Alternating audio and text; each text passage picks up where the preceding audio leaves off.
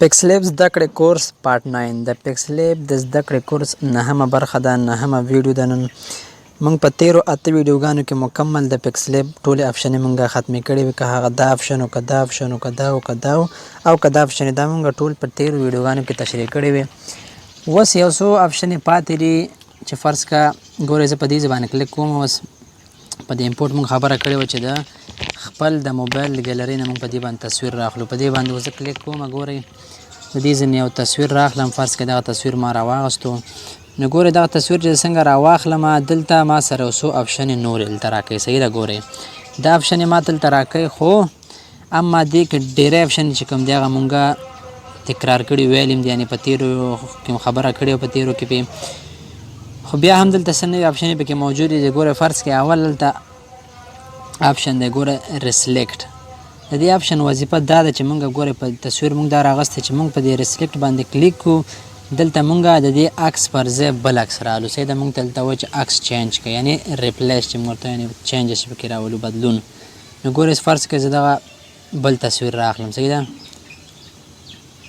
نو ګوره ما دا تصویر راواغستو. نو ګورې ما سره هغه تصویر چینج کړو. د دې آپشن همدغه وظیفه ده، تا یو تصویر واغست، په ځای د دې چې ته په دې ډیلیټ باندې کلیک کړې او دا ډیلیټ کړې، بس په همدغه ریسلیکټ باندې تاسو کلیک کړئ، بل تصویر راواخلئ، دا تصویر به تاسو سره بیا چینج شي. او دوهم آپشن دا خو مونږ ویل ډیلیټ دی چې په دې باندې مونږ کلیک وکړو، دا عکس مونږ سره ډیلیټېږي. صحیح ده، ګوره دریم آپشن دلته کراپ دی چې په دې باندې مونږ کلیک کړو، دا عکس دلته مونږ ته وایي چې بیرته دا عکس څومره کراپ کړئ، ته روټیټ کړئ، لینډسکیپ کړئ، دغه ځینې مخکې په دې باندې مونږ خبره کړې وه. صحیح ده، هلته په ټکس باندې عملي کېږي، دلته په تصویر باندې دا خبرې عملي کېږي. ګوره کاپي نه د کاپي اخیستل کېږي. صحیح ده، دا هم په ټکس کې په دې باندې خبره کړې وه. او پاتې شو دلته ټو فرنټ او ټو بیک او پوزیشن ریلیټیف او کلر، دا ټول چې کوم دی مونږ هلته خبرې کړې وه، هلته په ټکس عملي کېږي، دلته په تصویر باندې عملي کېږي. ګوره اوس کلر هلته چې مونږ کلر انیبل کړو، هلته تصویر له ټکس له رنګ ورکول کېږي، او دې ځای کې ګورئ د تصویر له چې کوم دی رنګ ورکول کېږي. نو دغسې آپشن یو دی، خو اما کارکردګي لږه جدا ده. صحیح ده، نو ګوره دلته یو بل آپشن اضافه آپشن دی. ګورئ د دې آپشن وظیفه زه یو تصویر ورله را پیدا کړم دلته. نو ګوره زه یو تصویر راخلم. صحیح ده، تصویر ما چینج کړو. ګوره دغه تصویر زه رالم.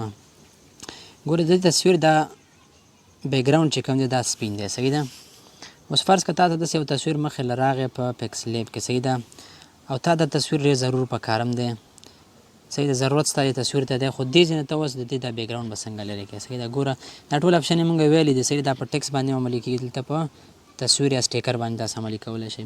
نو ګوره چې دغه تصویر تاسو ته راشي، که هغه که یو سټیکر وي، که یو خط لیکل شوی، که یو عکس وي چې شاته سپین بیکګراوند وي، ته به بیا په دې ځای کې څنګه دا ریموف کړې. ګوره د اریز کلر باندې مونږ کلیک کوو، دا انیبل کوو. ګوره چې څنګه مونږ انیبل کړو، زمونږ د تصویر شاته بیکګراوند چې کوم دی هغه ختم کړو، ریموف یې کړو. صحیح ده، دې ځای کې ته ګرین کلر او بلو کلر بیکګراوند هم لرې کولی شو، وایټ کلر هم لرې کولی شي. صحیح ده، ګوره دغه خطونه دا چې کش کوئ شاته مخکې بوځئ، بعضې کې یګان بیکګراوند بیا صحیح نه الوځئ. صحیح ده، هغه بیا دغه آپشن لږ خوځوئ راخوځوئ، د هغې دا شاته بیکګراوند بیا جوړېږي. صحیح ده، ګورئ موږ سره مکمل د بیکګراوند چې کوم دی پاک صفا شوی، کوم ځای کې داغ ماغ هم نه ښکاري، ښه صفا یې موږ د تصویر بیکګراوند چې کوم دی هغه د دې آپشن په ذریعه سره لرې شو. نو دې آپشن وظیفه دا ده.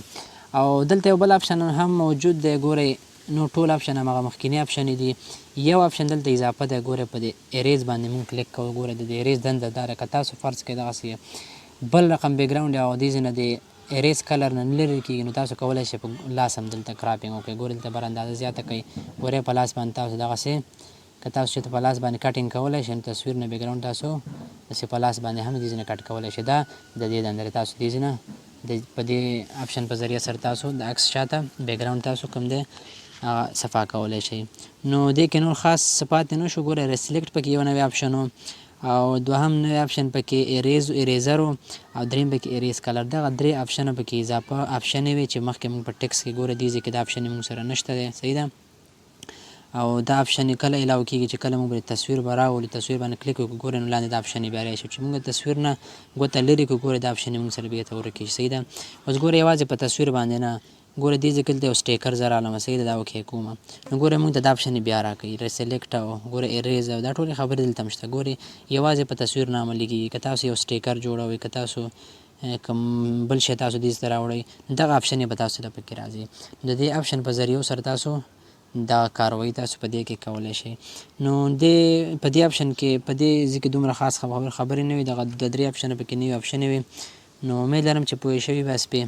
او نور خو همغه زاړه په زاړه د سټروک کې ګورئ، سټروک ورکول کېږي، شاته توروالی بارډر ګورو، دغسې کاپي کېږي پر ټو فرنټ او پوزیشن او کلر دې کې. نو ټول همغه زړې خبرې دي. نو دغه 3 خبرې پکې نه وي. امید لرم چې دا یادې کړې اوسي. په نننۍ ویډیو کې همدومره بسنه کوو. نو دا نننۍ ویډیو پارټ 9 9مه برخه، او پذیریږم به تاسو ته په 10مه برخه کې. تر بیا په پاک رب سپارم. هر چیرې چې یاست ښاد خوشحاله اوسئ. د الله په امان.